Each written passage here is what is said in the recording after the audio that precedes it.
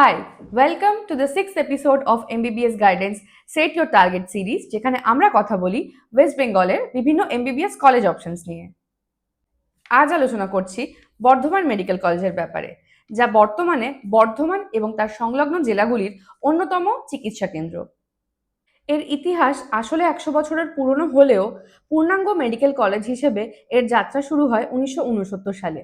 তখন এটা university of বর্ধমানের আন্ডারে ছিল। 1976-এ পশ্চিমবঙ্গ সরকারের দায়িত্ব নেয় এবং ইউনিভার্সিটি অফ হেলথ সায়েন্সের আন্ডারে আসে।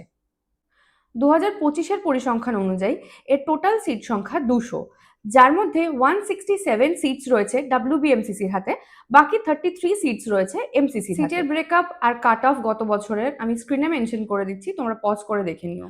অন্যান্য কলেজের ব্যাপারেও এইরকম ইনফরমেটিভ ভিডিও পেতে আমাদের সাথে জুড়ে থাকো, ফলো এবং সাবস্ক্রাইব। কাউন্সেলিং সাপোর্টের জন্য আমাদেরকে সরাসরি যোগাযোগ করতে পারো স্ক্রিনে দেওয়া নাম্বারে।